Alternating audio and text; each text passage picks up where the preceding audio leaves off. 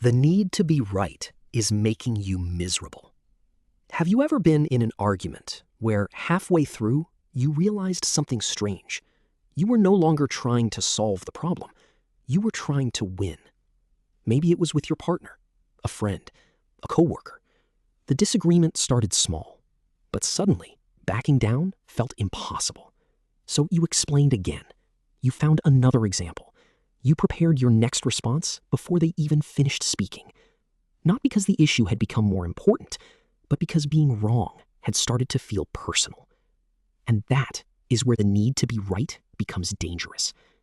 At first, it looks like a search for truth, but very often, it slowly becomes a defense of identity. And once that happens, you can win the argument.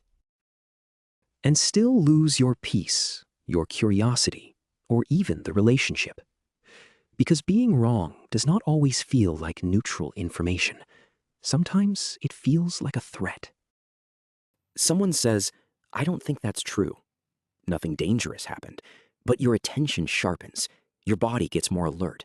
You start building your defense. And before they finish speaking, you're already waiting for your turn.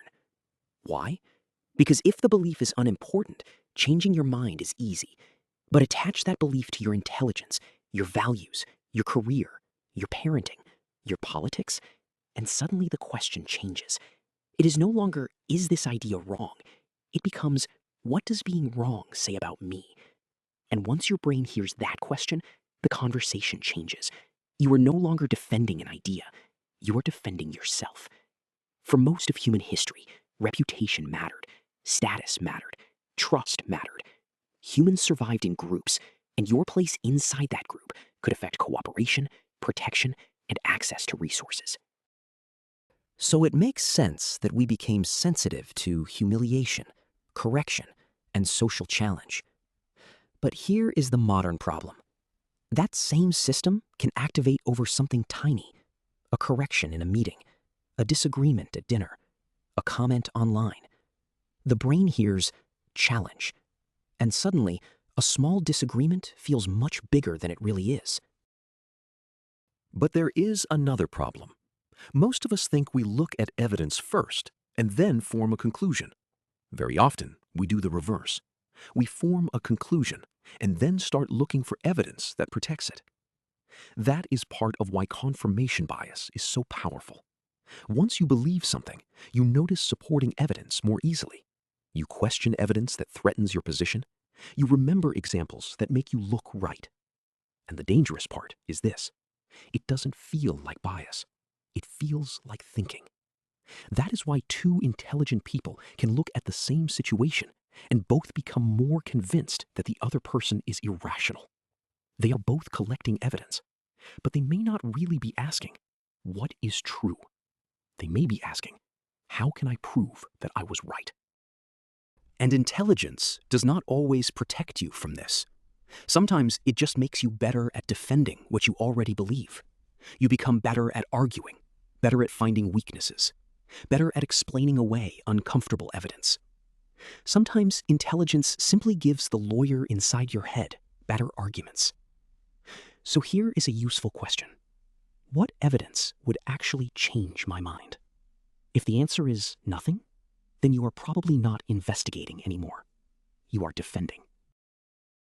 And there is one more reason being right feels so good. It gives you certainty. I know what happened. I know why they did it. I know who is responsible. Certainty feels clean. Reality usually isn't. People have mixed motives. Memory is imperfect. Two people can experience the same event differently. You can be partly right and partly wrong. And sometimes there simply is not enough information to know. But uncertainty is uncomfortable. So the brain often prefers a confident explanation over an incomplete one. Being certain can feel better than being accurate. And this is where relationships start to suffer. Imagine your partner says, "You never listen to me." Your first response might be, "That's not true." And maybe technically you are right. You remember last Tuesday, the conversation in the car, the time you helped them. But even if you are correct, it doesn't often make the other person feel better. Because saying you are wrong is often confused with saying you don't matter. But while proving that the word never is inaccurate, you may completely miss the message underneath it. I don't feel heard. You win the factual argument, but you lose the emotional information. That is one of the hidden costs of needing to be right. Accuracy becomes more important than understanding. And here is the deeper paradox. We often think refusing to admit mistakes looks strong, confident, decisive. But if one correction threatens your identity, that is not strength. If one disagreement makes you feel smaller, your sense of self may depend too much on validation. Real confidence looks different.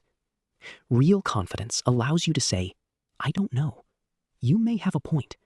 I changed my mind. Because your identity does not collapse when one belief changes. Think about it this way. If you discover that you were wrong yesterday, did you lose? Or did you simply become less wrong today? That is a completely different definition of winning. Most arguments measure victory socially. Who had the last word? Who looked smarter? Who backed down? But a truth-seeking person measures victory differently. Did I leave with a better understanding than I had before? If yes, you won, even if the other person corrected you. But the need to be right has another cost.